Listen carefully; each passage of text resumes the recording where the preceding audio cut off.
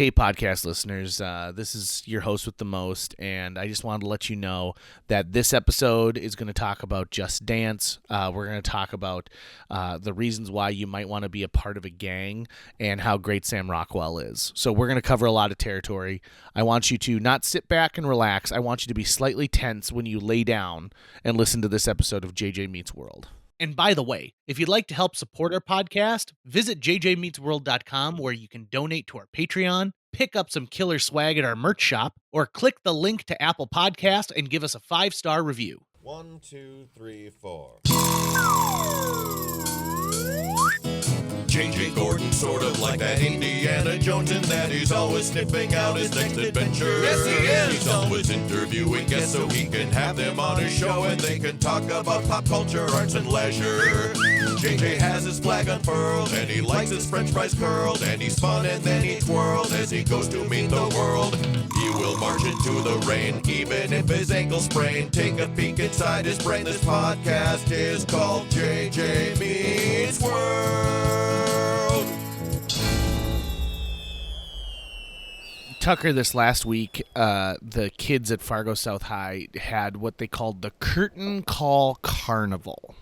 And the idea was that it was like a school carnival, like with some of the stuff you'd see like at an elementary school carnival. But we invited kids from elementary school up through high school, and the idea behind it was that you could come and just kind of see what we're doing, right? Like, so there's face painting, and you win candy and prizes and all sorts of stuff like that. And so they wanted to set up a couple of different stations. And so there was a room where there were carnival games. There was a room where you could get face painting done. There's a karaoke setup, and listening to a bunch of theater kids do karaoke, real fun. Fun. Which is basically theater kids all day long, except now they have a microphone in their hand. Exactly. And at one point they stopped like doing the songs. They're like, I'll just do some stand-up real quick. And they started just doing stand-up. One of the worst things in the world is you're at Perkins at night, you're tired, you had a long day, you're just like, I just need to eat these chicken strips and try to relax by the end of the day. And then a table of 12 theater kids gets seated, like in the same room as you. That is the absolute worst. The absolute worst. Yeah, I just think we were those theater kids at one point, right? Like, yeah. If only we could go back and talk to ourselves and be like, listen, you're not as important as you think you are. I'd be like, Tucker, your dreams aren't going to pan out, man. No. They're just not going to happen. But there was something that I got to experience for the first time ever, and I am hooked. Are you familiar with the video game series Just Dance? I've heard of it, but I'm not really familiar with it. So I had heard about it too, but I had never really done anything with it. So they took Dance Dance Revolution and they made it something more palatable for future generations. So here's what I thought was amazing. So Just Dance, I pulled up the Wikipedia page so I could share some facts with you about it. The original game debuted in 2009. It's a variety of songs accompanied by choreography performed by on-screen dancers. Players physically mimic the dance routine shown on the screen and are scored based on how accurate they follow. So you need to use some kind of one of the webcam setups. So you remember when the Xbox had its Xbox Eye or whatever it was? So it's tracking you with a camera. Are you having to wear any particular thing, or is it able to just look at you? It's able to just look at you. There are apparently ones for the Wii where you could have the controllers in hand, and that could be part of it too. But so, I mean, is it Ubisoft? Is that how you say it? UBI Soft? Ubisoft, Probably. I think, is the name of it. So they put this out there, and I just want to go through the versions of Just Dance with you, okay? So I need you not to interrupt me. Okay. Just Dance came out November 17, 2009 with songs by... Was this on PlayStation 2, or was this on... God damn it. Sorry. I'm sorry. It had songs by MC Hammer, Hammer, Elvis University Presley. or something that would probably be... I'm sorry. I'll stop. Iggy Pop, the Beach Boys, Baha Men, Spice Girls, Gorillaz, Blur, and others. That's a crazy amount of stuff. Then Just Dance 2 comes out a year later. Just Dance 3 a year after that. Just Dance 4 a year after that. Just Dance 2014, They decided to switch it a year after that. Just Dance 2015, again a year after that. 2016, a year after that. Just Dance 2017, which is weird because it came out on October 25th, 2016, again another year later. Just Dance 2018 and 2017, Just Dance 2019 and 2018, Just Dance 2020 November 5th, 2019, Just Dance 2021 November 12th, 2020, Just Dance 2022, I know this seems repetitive, November 4th, 2021, Just Dance 2023 edition, they add the word edition now, came out November 22nd, 2022, Just Dance 2024 edition, October of 23, Just Dance 25, October 24, Just Dance 2000 or 26 came out on October 14th, 2025. So you must go like, holy shit, that's a lot of different like versions of these. That doesn't even begin to cover it because then they start doing Just Dance Kids, Just Dance Disney Party, Just Dance Best of, Just Dance Summer Party. There's got to be 30 editions of the same video game, and to get it even further, then they have the experience versions where they take a ton of like songs from a single artist, like a Michael Jackson, Black Eyed Peas. Then they do Dance on Broadway using Broadway musicals. Then there's a tie-in to the Smurfs movie called The Smurfs Dance Party. ABBA, You Can Dance. It goes on and on and on and on. I am dumbfounded. This thing is a juggernaut. It's making money like crazy. And there is, of course, licensing. Now, most of the songs, I don't feel like were the original versions of the songs. I feel like they were, like the ones I saw were Modified covers. Yeah, but get this. This is what makes it even better. So... So people now just take themselves playing the game, not a video of themselves playing it, but a video of just the screen, like so a screen grab. Okay. And they put that on YouTube so you can still do the dance on YouTube, but you're not the one actually scoring the points or anything like that. You're watching someone's pre-recorded version of it. And that's what the kids were doing. We put it up on the big screen in the theater. And they're dancing along to it? And they're dancing along to it. And these kids went crazy for Just Dance. They went crazy for it. And I got to admit, I also enjoyed watching and participating in some Just Dances. Walk Like an Egyptian was a fun one. They also, like, your heart gets pumping. These are not just like, hey, let's, put your hand up to the left and pull it down. There is some serious choreography to it. The Disney ones were a ton of fun, and they're all themed. And then you see these, like, it's clearly a human being doing the dance that must have been, like, rotoscoped or something like that, because they don't have, like, a face. They've got a body, and you can tell it's movements that are real human movements. And then some of them are dressed up all douchey when they're in there, and some of them seem culturally inappropriate, like the Walk Like an Egyptian one. I was going to say. Yeah, right. It's bad enough when the Bengals did it. But it was just a ton of fun to watch, and these kids got into it. And there was a specific song called Rasputin that they really liked, and it was like a Russian dance. Yeah, I've heard of this. Have you heard of this one? Like, I've heard of it, but I can't recall the song. I feel like they call him Rasputin in it. Rasputin. But like, you do that. I don't know the title of it, but that the Russian style, like where you cross your arms and you kick, but you're in a squat position, stuff like that, right? Mm-hmm.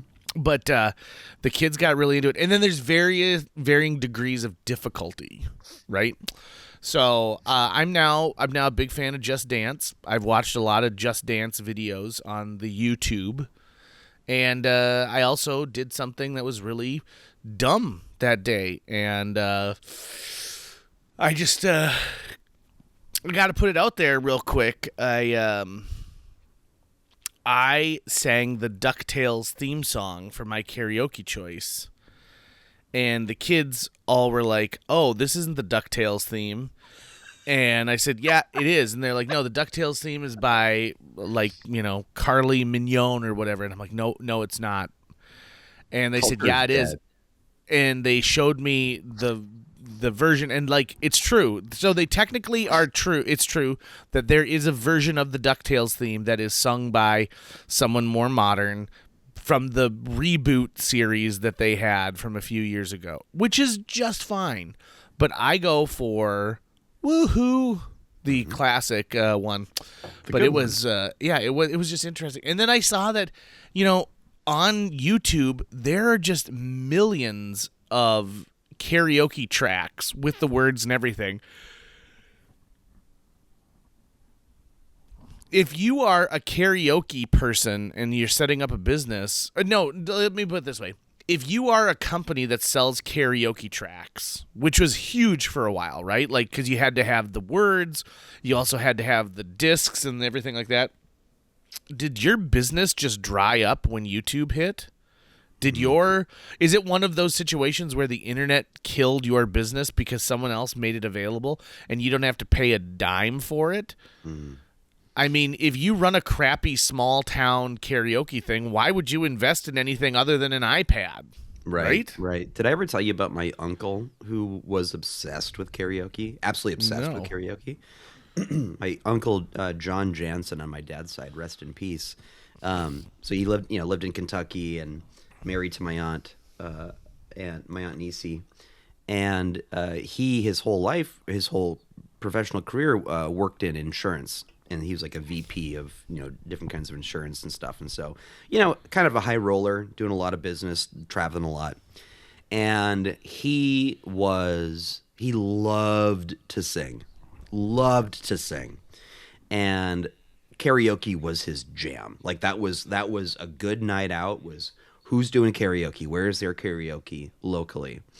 And so, I distinctly remember the year that we did Christmas at Mama Luke's house, the year that I got Super Mario 2 on Nintendo, was the year that we also got Uncle John a karaoke machine, his own karaoke machine.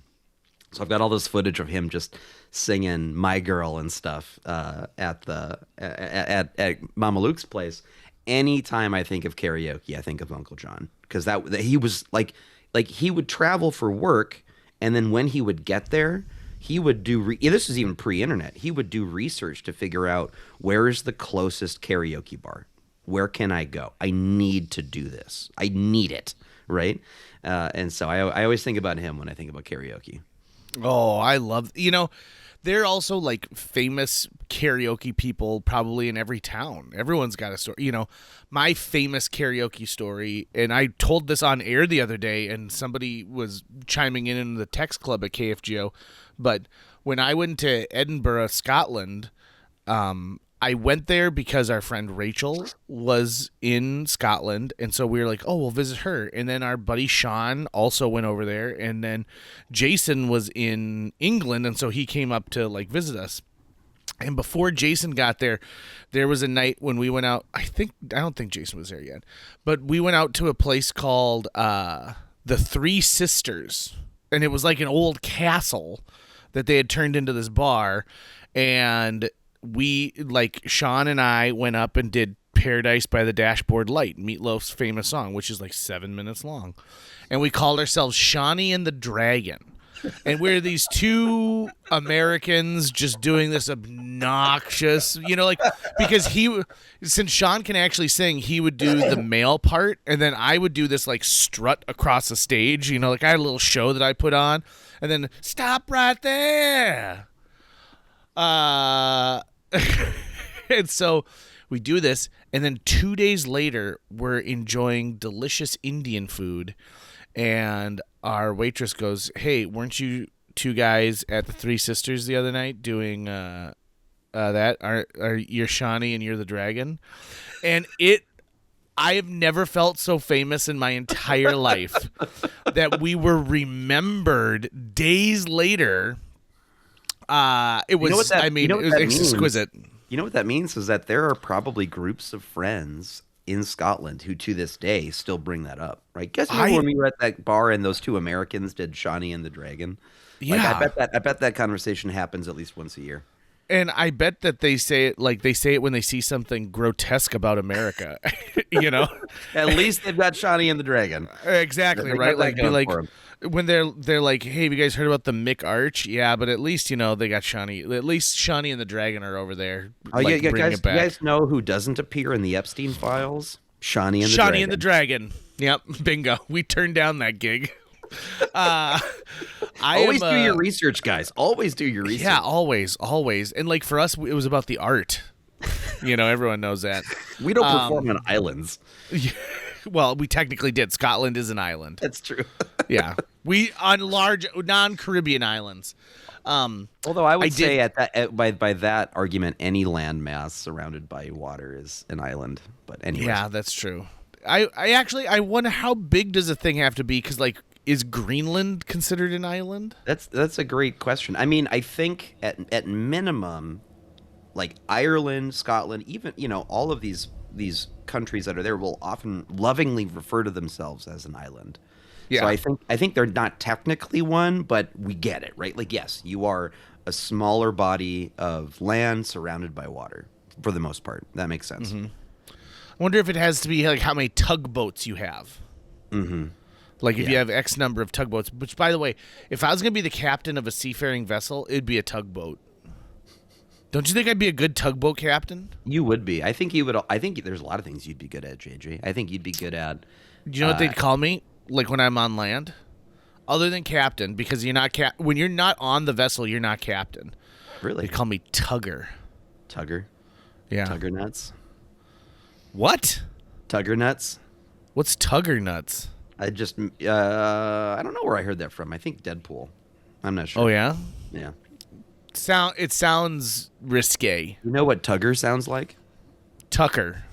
Correct. Yeah, I know. And they'd be like, "Oh, is that Tugger over there?" Be like, "Oh no, that's Tucker wears glasses."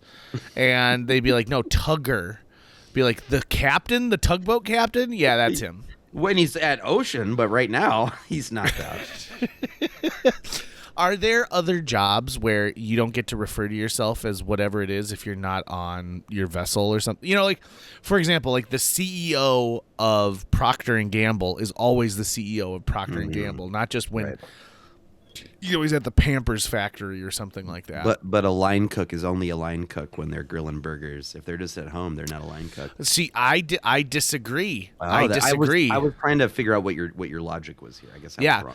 But like that's a great example there, though, of like somebody who's like, I can take my skill and utilize it in other places. A tugboat captain can only use their tugboat skills when they're on their vessel. Mm-hmm. What? I'd have to think about that. And the thing I like about tugboats, it's all about power. It's about the fact that like you've got this giant, cruise ship, but like that cruise ship needs you to tug it in to port. Yeah, but I honestly, I've never, as far as I can think of, I only hear the word tug. I think in that context for the most part. Oh, you don't go to a lot of corporate picnic parties because tug of war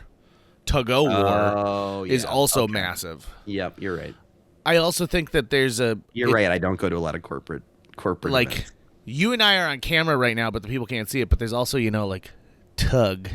Mm-hmm. I'm winking. Yep, and it looks like you have something in your eye, and that also looks painful. There you go. That's better. Okay, I got a good wink on that one. That was a good one.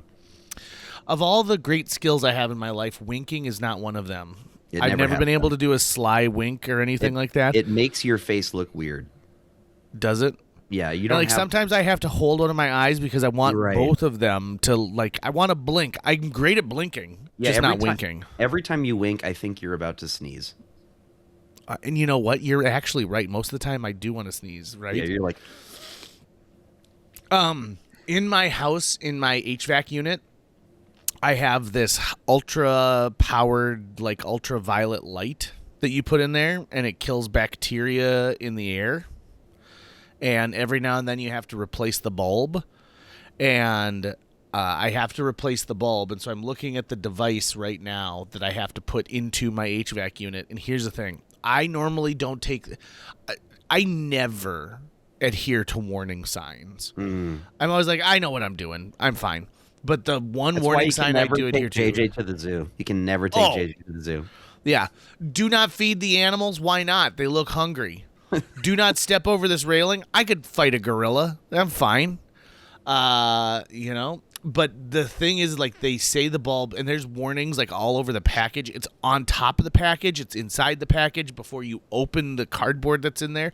That's like, do not touch this bulb with your dirty American oil hands. Yeah.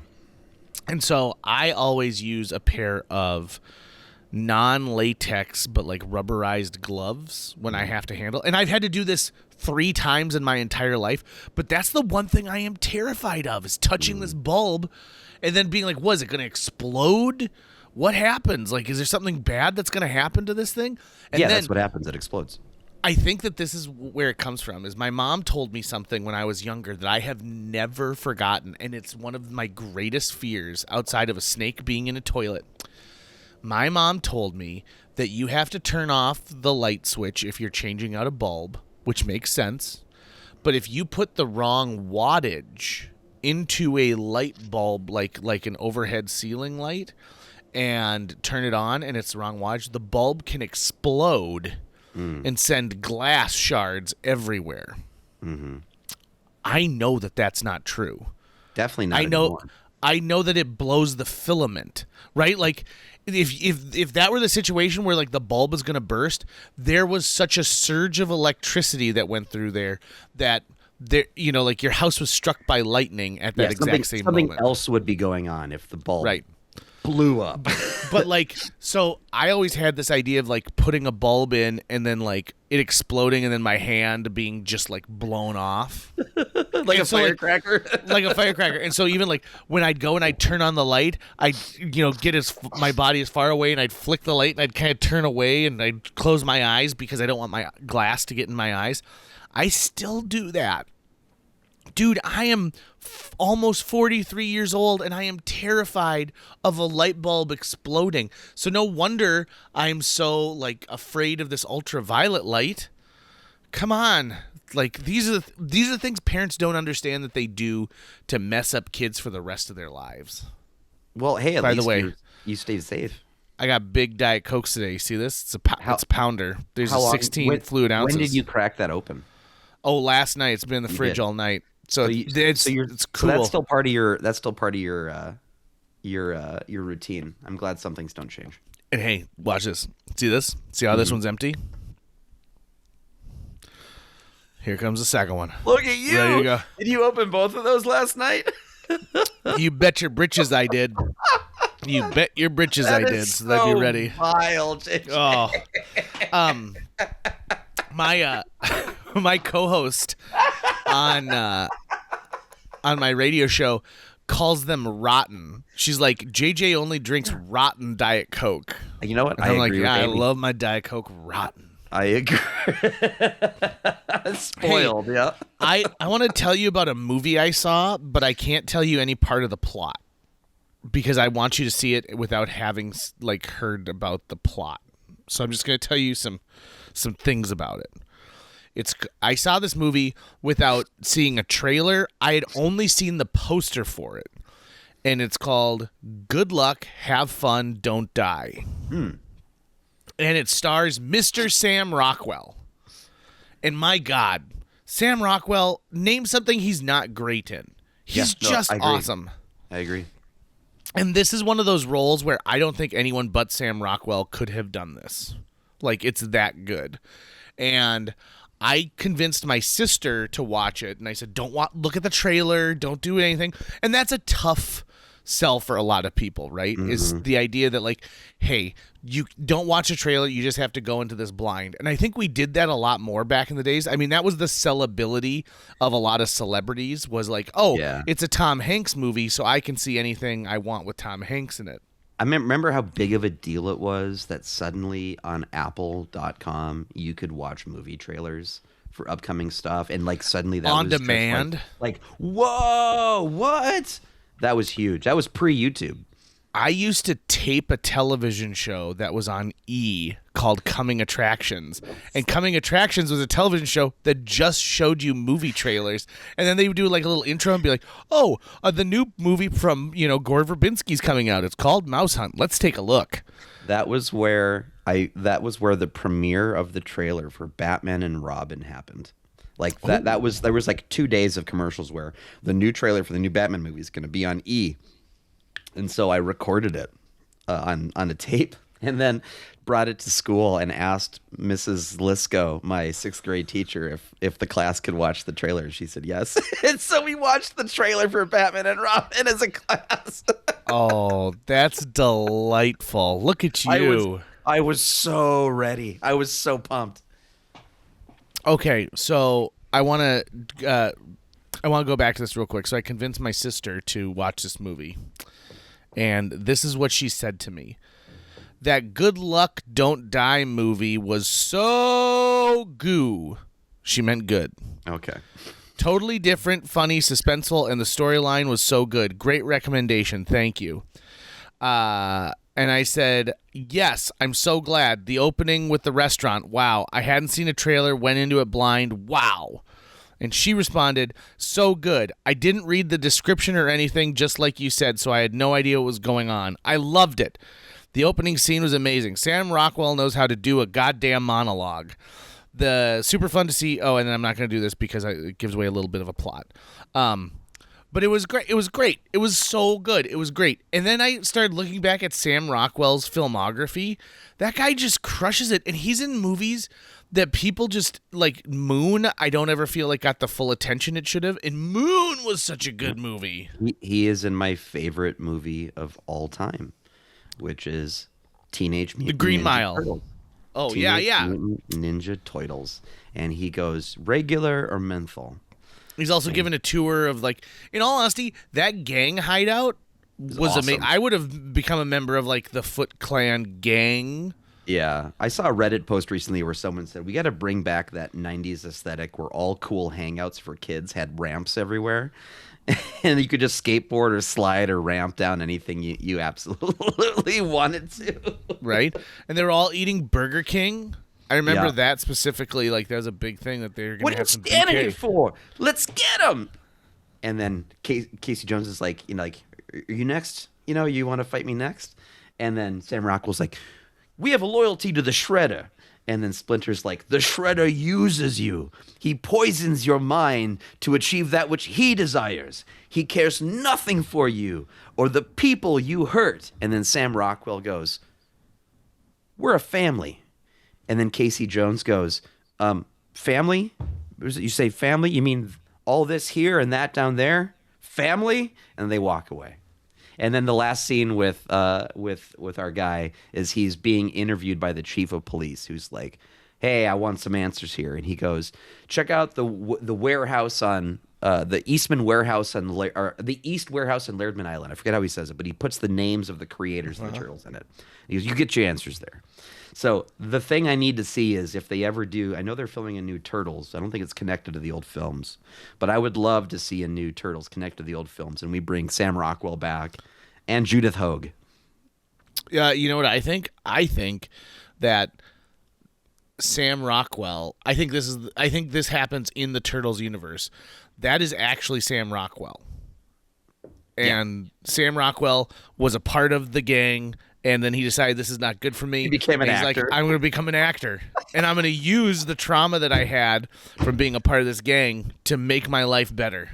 I get the sense from watching his performances. Obviously, I don't know the man, but I get the sense from his performances that he's the kind of actor who you can give just a piece of direction to and just say, just go for it, and he will. Oh, undoubtedly. I laugh so hard in Iron Man 2 when he comes dancing out onto the stage for Hammer Industries. He is just so damn good, and his range is the other part of it because he can do absolute serious top drama, and he can be the funniest person in the scene as well. I mean, Galaxy Quest, come on, phenomenal in every single scene he's in Galaxy Quest. Did you ever see Jojo Rabbit? No. Okay, the premise of Jojo Rabbit, for those of you who don't know, is fantastic. It's about a little boy in Germany during World War II who is, like he's like a junior Nazi, and he's going to like day camps where he's learning how, like the German way of doing things, and his imaginary friend is Hitler because like that's what he aspires to be.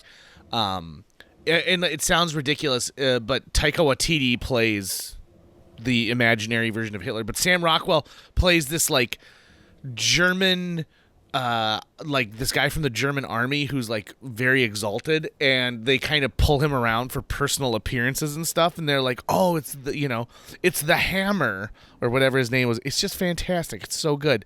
I'm looking 3 Billboards Outside Ebbing, Missouri. That is one of those movies where like he plays a character who is so unlikable start to finish, is just a horrible, disgusting character, and yet he does it, and you can't help you don't like him, but like you're like, wow, someone was brave enough to take on this role. It's just great. I mean, like the more I see of the stuff, the Way Back. Did you ever see the Way Back? Mm-hmm. It's about a kid who gets pulled out. Like his mom's boyfriend, played by Steve Carell, has like a beachside house, and so they go to the beachside house for the summer, but it's not even his stepdad. He doesn't want to be there. His sister's mean to him. He doesn't like the neighbors. He certainly doesn't like Steve Carell. And so he rides his bike around, he rides like a girl's bike around this like small town, and he finds this like water park, and he goes in the water park, and it's run by Sam Rockwell, who's like this guy who just never fully grew up, right? Like he's just kind of fun, and he lives for the summer. And so he gets a job there, and he finally finds like his people working at this water park all summer long. It is an amazing movie. It makes you feel like, like that moment. We have all felt like a loner at one point or another, right? We've all felt like we don't fit in whatever we're doing. And in this, it invokes that part. And so he has to sit in the way back of the car, and that's why they call it the way back. It's really good. And Sam Rockwell is great. Sam Rockwell also can wear a pair of sunglasses like it's nobody's business. He's even good in Charlie's Angels. Oh, that's right. Yeah. I forgot he's in that. He gets to and he dances in Charlie's Angels. He gets a little dance time in it. Man can move. Is he married? I think he's married to Leslie Bibb, isn't he? I have no clue. Hold on, I don't know who Leslie Bibb is. Oh, yes, you do. Hold on. I'm not matching the name of the face. I can Google it. No, hold on. Don't even Google it, because I can tell you who it is. Yeah, okay. He is married to Leslie Bibb. This is going to get interesting. Leslie Bibb is the Vanity Fair reporter in Iron Man and Iron Man 2. Oh, no kidding. Yeah. And so like the one who like doesn't want to interview him, right? Yeah. Get this. Leslie Bibb was born in Bismarck, North Dakota. Look at that. Yeah, Look right? at that. So it all comes full. So at one point, I'm sure that there's been conversations about North Dakota in the Sam Rockwell, Leslie Bibb household. Also, Leslie Bibb, wow. She's funny. People don't give her enough credit. She's got some really great comedic roles. So I'd love to see her and Sam Rockwell do more together. Maybe. And also, if you didn't watch this last season of The White Lotus, Sam Rockwell is amazing. He gives this really long speech that comes out of nowhere and is very like, whoa. I think a lot of people were very surprised by that. That's going to wrap it up for today's show. If you enjoyed this episode and would like to help us continue to produce new episodes each week, visit jjmeetsworld.com, where you can donate to our Patreon, pick up some swag at the merch shop, or follow our link to Apple Podcasts and leave us a 5-star review. You can also follow us on social media. We're on Facebook, Instagram, Twitter, YouTube, all the sites the cool kids are using these days. JJ Meets World is produced every week by Tucker Lucas. You can find out more about Tucker's work by visiting moonbasemaria.com. If you want to get in touch with your host with the most, check out linebenders.com, where you can find direct contact info for JJ or booking information.